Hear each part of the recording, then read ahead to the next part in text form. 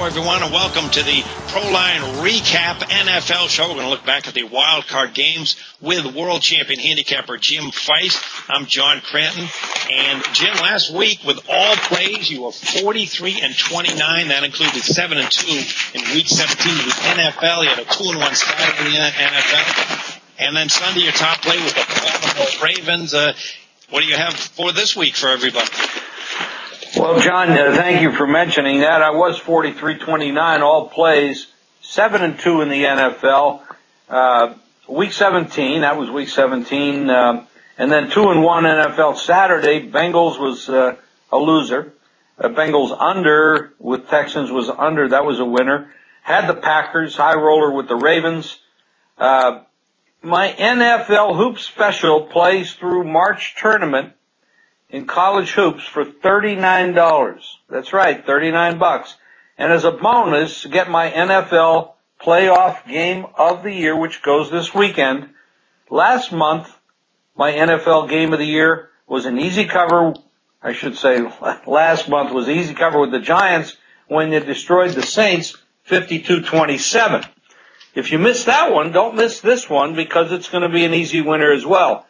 All those plays, everything, all included, $39, 1-866-841-1655. And don't forget, for free winners each and every day, text WINNER to 313131, and we'll send you plays each day as free winners.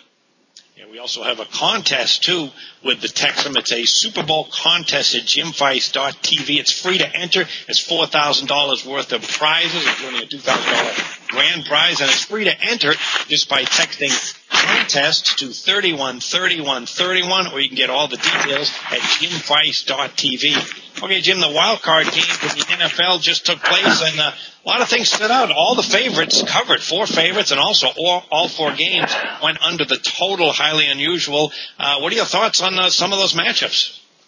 Well, we're going to have a wake for all the bookmakers because when the favorites cover, it's usually a disaster. One thing that saved them a little bit was all the games going under, but it was a bad week for bookmakers.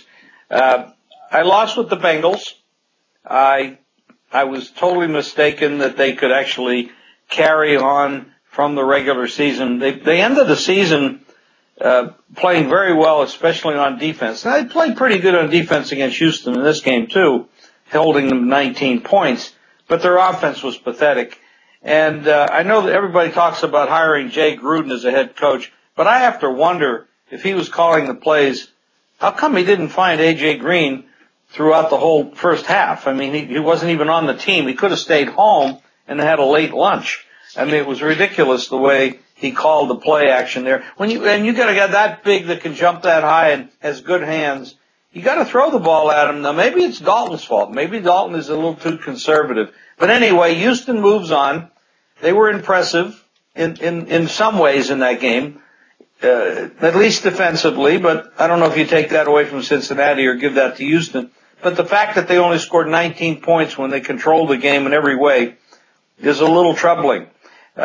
Next game, Minnesota, of course, they had no chance when they bring in Joe Webb. Not that he isn't talented. I'm sure he can do a lot of things, but he goes the whole year and they don't even prepare him. He's the backup. I mean, hey, guys, Leslie Frazier, you're a coach in the NFL. Quarterbacks get hurt all the time. Why don't you prepare your backup? I mean, there are games when you were out of it or way ahead of it, and you could have put him in there and given him a couple reps with the first team in play game, inside a real game, and given them a chance there. They had no chance when it was announced right before the game that Ponder wasn't playing. Green Bay had a cakewalk, and they pulled up at the end. They could have scored more points.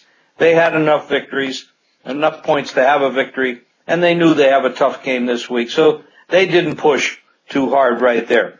The next game, Indianapolis and Baltimore. I know Baltimore won the game. I know they covered the spread. But when you look at the stats, and I have them right here on my screen, when you look at the stats of this game, Indianapolis had 25 first downs to 18. But I wasn't that impressed with the fact that they gave up 25 first downs, passing yards, 267 yards, 419 total yards in the game against a Colt team that, let's face it, guys, I mean, this Colt team is young. They don't have talent at every position. This was a big emotional home game for Baltimore. The Colts moved the ball up and down the field at 37 minutes of time of possession against 22 for Baltimore. I know they won the game. I know they covered the spread 24-9.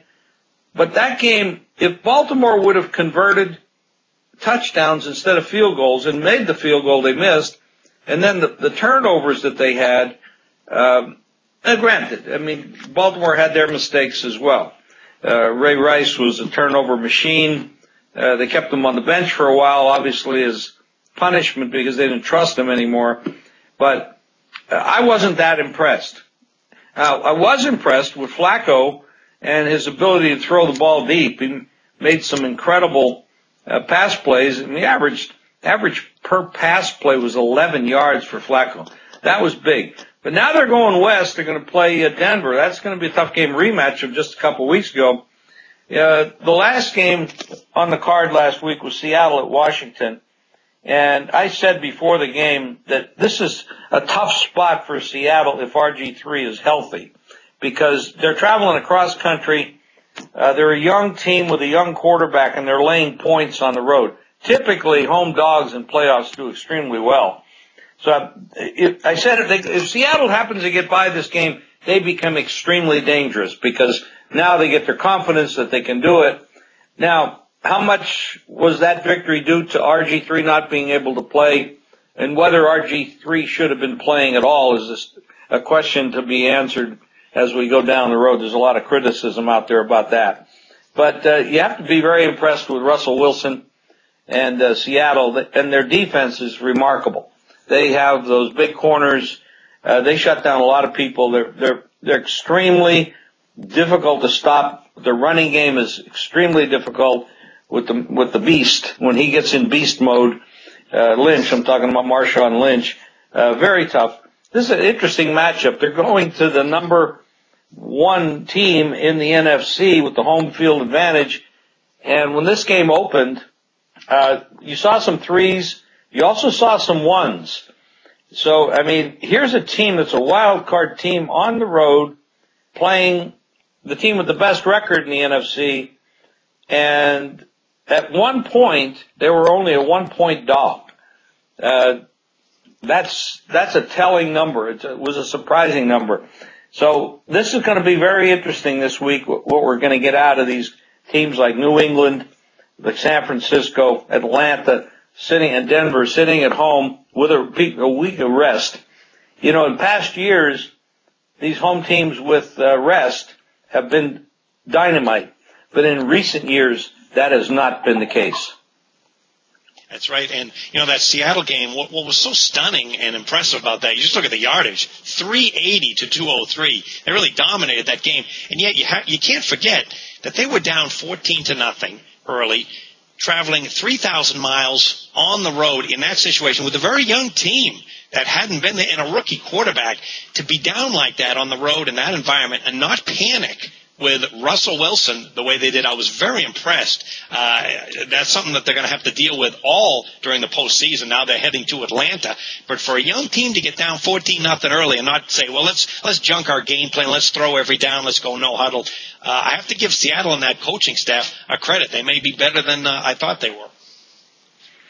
Well, I thought they were good, and quite frankly, I think they're very dangerous at this point. This is another tough matchup for them this week, but you got to remember they handled San Francisco a couple weeks ago pretty easily. They had scored 50 points a game, 2 straight games, and then 40-some in the next game. So this is a dynamic offense and a dynamic defense. Russell Wilson is not a rookie. I don't know where he came from, but another planet maybe. But this kid is like playing like a third-year pro. And he's got a good head on his shoulders. When you hear him talk, he's extremely impressive. As is RG3 and Andrew Luck. Both of them are gone. I hope RG3 is well and can come back next year and have another good year. The early reports are that he might have significant injuries. Yeah, with this Green Bay Packer team, there's one strategic move to keep in mind. I mean, they shut down the Minnesota Vikings, and we talked about the rookie quarterback, but one of the strategic moves that the Packers defense did is they got Charles Woodson back. Now, he hadn't played since week 7 because of a broken collarbone. Well, he came back for the playoff game Sunday, and what they did is they used Charles Woodson and Morgan Burnett, a couple of safeties, bring them up into the box to attack Adrian Peterson because they knew he was going to get the ball. Well, it worked. They cut Peterson's numbers down to basically half of what he had been running against them during the regular season.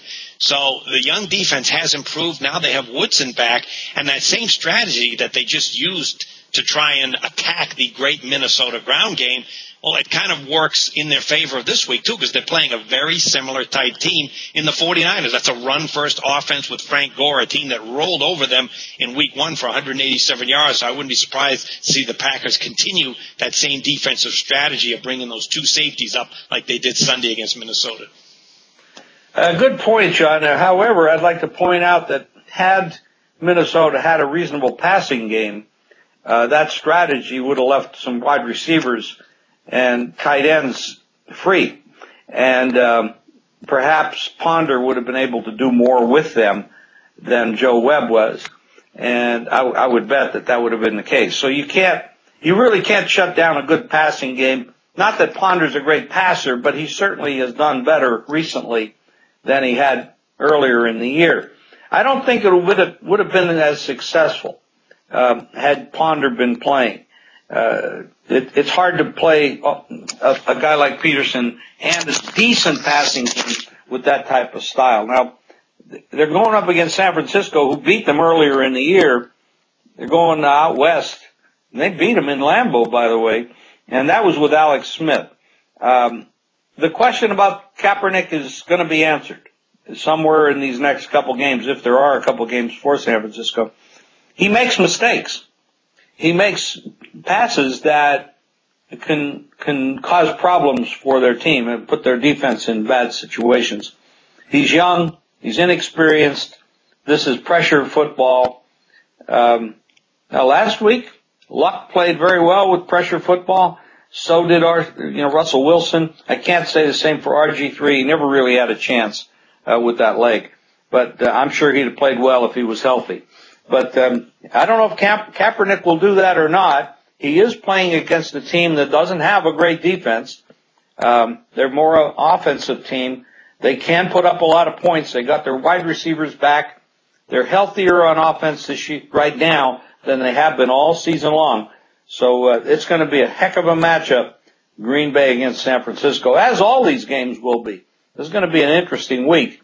We have a revenge game with Houston and New England, the Patriots, who, by the way, haven't covered, I think they've covered 1 out of the last 7 or 8 times in playoff games. And they have been money burners. It's been a lot of people carry over from the regular season to the playoffs and think that New England will produce the same way.